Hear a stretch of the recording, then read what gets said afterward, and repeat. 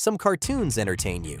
Some cartoons make you laugh. And then, once in a very long while, a cartoon comes along that changes everything. And Batman the Animated Series was that cartoon. It was dark. It was beautiful. It was unlike anything that had ever aired on children's television. And if you grew up watching it, you already know exactly what I'm talking about. You can still hear that theme music. You can still see those shadows. But here's the thing. Even if you think you know this show inside and out, I promise you, there are things in this video that are going to surprise you. Stories you've never heard. Details that will change how you look at this series forever. So stick around, because what happened behind the scenes of this show is almost as wild as what happened on screen. I am vengeance. I am the night. I am Batman! Before we talk about the show, let's talk about the man himself. Because Batman is not like other superheroes, and that's what makes him special. Think about it. Superman can fly and shoot lasers from his eyes. Spider-Man got bitten by a magic spider. The Flash can run faster than light. But Batman is just a guy. No powers, no alien DNA, no magic. Just a man with a broken heart, a sharp mind, and more money than he knows what to do with. His real name is Bruce Wayne. When he was a little boy, he watched his parents get killed right in front of him. That moment broke something inside him, and instead of falling apart, he made a promise. He would spend the rest of his life making sure no one else had to feel that kind of pain. He trained his body until he could fight anyone. He trained his mind until he could outsmart anyone. He built gadgets, vehicles, and an entire secret cave under his mansion. And then he put on a cape and a mask and became the thing that criminals feared most, the Batman. And that's why so many of us connect with him. You don't need to be born on another planet to be Batman. You don't need a radioactive accident. You just need willpower and a reason to keep going. Somewhere deep down, a part of all of us believes that if life pushed us hard enough, maybe we could be Batman too. That's his power. Not super strength, just being unbreakable. Now, in 1992, two guys named Bruce Timm and Eric Radomski walked into Warner Brothers and said they wanted to make a Batman cartoon. But not a silly one. Not a bright, loud, toy-selling machine like every other cartoon on television. They wanted to make something that felt real, something that looked like an old black and white crime movie, something that treated kids like they were smart enough to handle real stories. And here's the part that blows my mind. The way they made it look was completely backwards. Every cartoon studio in the world drew dark characters on white paper.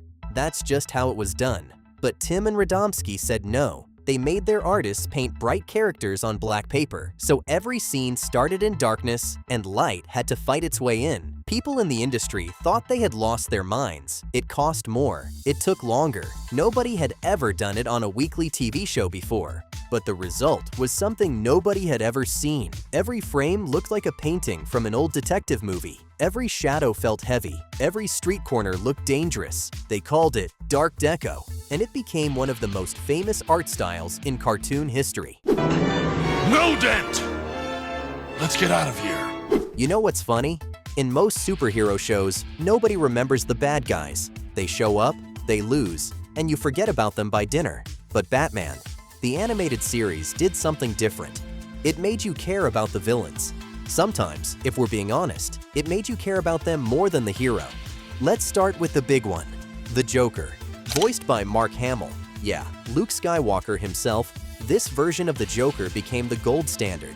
He was funny and terrifying at the same time, which is a really hard thing to pull off.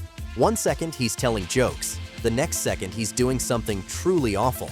Hamill's laugh alone could give you chills. It was the kind of laugh that stuck with you at bedtime. To this day, when people think of the Joker's voice, most of them hear Mark Hamill, not a movie actor, not a comic book, a cartoon. That tells you everything about how good this show was. Just as soon as that nasty old Mr. G. Carl Francis decides to give me my legal cut of the profit. Then there was Mr. Freeze, and this is where the show really showed what it could do. Before this cartoon, Mr. Freeze was a joke. Seriously. He first showed up in the comics back in 1959 as a goofy villain called Mr. Zero with a silly ice gun. Nobody took him seriously. He was the kind of bad guy you'd forget existed. Then writer Paul Dini got his hands on the character and turned him into one of the saddest figures in all of comics. In the episode Heart of Ice, Freeze is really a scientist named Victor Fries, whose wife is dying from a terrible disease. He's trying to save her life when a greedy businessman destroys his lab and turns him into a man who can only survive in freezing cold. He doesn't want to hurt anyone, he just wants his wife back. That episode won a Daytime Emmy, and it deserved every bit of it. Millions of kids watched a cartoon villain cry over his dying wife and felt something they'd never felt watching a cartoon before. Real sadness, real sympathy for the bad guy.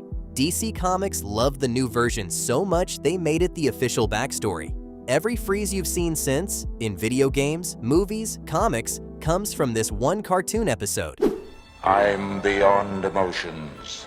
They've been frozen dead in me. Now here's a story that sounds made up, but is completely true. When Dini was writing an episode called Joker's Favor, he needed a quick female sidekick for the Joker, just a throwaway character to fill a role. So he created Harleen Quinzel, a psychiatrist who fell in love with the Joker while treating him in the asylum. She became Harley Quinn. She was supposed to show up once and disappear. Instead, fans went crazy. They wrote letters, real paper letters, because this was 1992, begging for more of her. There was something about Harley that people connected with. Maybe it was her humor. Maybe it was her Brooklyn accent. Maybe it was the sadness underneath the clown makeup. A smart woman who gave up everything for a man who would never love her back. Whatever it was, people couldn't get enough. She came back again and again. She got her own episodes, including Mad Love, which showed the full horror of her relationship with the Joker. By 1999, she jumped into the comics. By 2016, she starred in a movie. Today, Harley Quinn is one of the most popular characters in all of DC Comics, all because a writer needed someone to hold a tray of poisoned food for one episode. Hey, look at all the pretties! Put them back. Oh, Mr. J. And that's just 3 villains. We haven't even scratched the surface. The show also gave us Two-Face. Harvey Dent wasn't just some random bad guy. He was Bruce Wayne's best friend, the one person outside of Alfred that Bruce actually trusted. Then a horrible accident scarred half his face and cracked his mind right down the middle. One side of Harvey still wanted to do the right thing. The other side wanted to burn the world down. And now Batman had to fight the guy he used to laugh with. You could feel that pain in every scene they shared. It wasn't good versus evil. It was a man trying to save his friend and failing over and over again. Goodbye, Grace.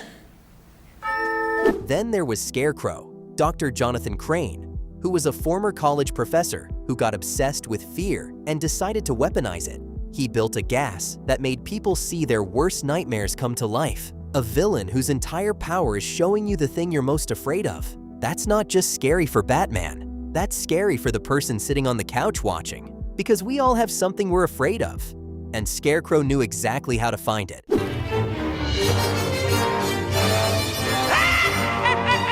Catwoman was a whole different kind of problem. Selina Kyle wasn't evil. She wasn't good either. She walked that line between hero and villain so perfectly that even Batman didn't know which side she was on. Half the time she was helping him. The other half, she was robbing a jewelry store. And the tension between them, that almost romance that never quite happened, gave the show a kind of grown-up emotion that you just did not see in cartoons back then. Dark Knight. Drop in anytime. And then there was Clayface, Matt Hagen, a washed-up actor whose body got turned into living mud after a desperate deal went wrong. He could shapeshift into anyone, but he could never be himself again, trapped in a body that wasn't his, grieving for a life that was gone forever. His episodes were some of the saddest in the entire series, not because of action or explosions, but because you watched a man lose everything that made him who he was. You know what I'd have given for a death scene like this? Too bad I won't get to. Every single one of them felt like a real person with real problems. That was the secret of this show. The villains weren't just evil for the sake of being evil, they were broken people. And if you've ever felt broken yourself, even just a little, you understood them. In 1992, every cartoon on TV was screaming at you with bright neon colors, pinks, greens, electric blues. everything cranked up to 10. Batman. The animated series went the opposite direction. It used something close to what designers call the 60-30-10 rule. About 60% of every shot was deep black, dark gray, and midnight blue, the heavy, suffocating feel of Gotham City. Another 30% was warm but quiet tones, amber streetlights, dusty red bricks, old brown stone buildings that looked like they came from the 1940s. And then the last 10%, the part that made it all click, was a sharp pop of real color, the icy blue glow of Mr. Freeze's helmet, the toxic green of Joker's hair, the red flash of Batman's cape cutting through the dark. This was on purpose. The team kept the world dark and quiet so that when a color did appear, it hit you hard. It meant something. You noticed it because the show had trained your eyes to live in shadow. If you ever wondered why certain scenes from this show are burned into your memory decades later, this is part of the reason.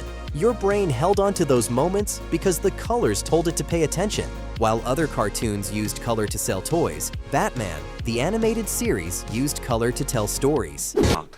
How about you, Nitro?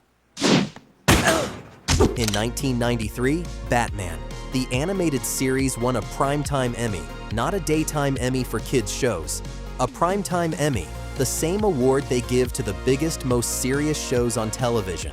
That had basically never happened for a cartoon in the modern era. Animation was seen as kid stuff, not real art. When Batman won, it sent a message to the entire industry. Cartoons can be just as good as anything else on TV. The door was open, and every ambitious animated show that came after walked through it.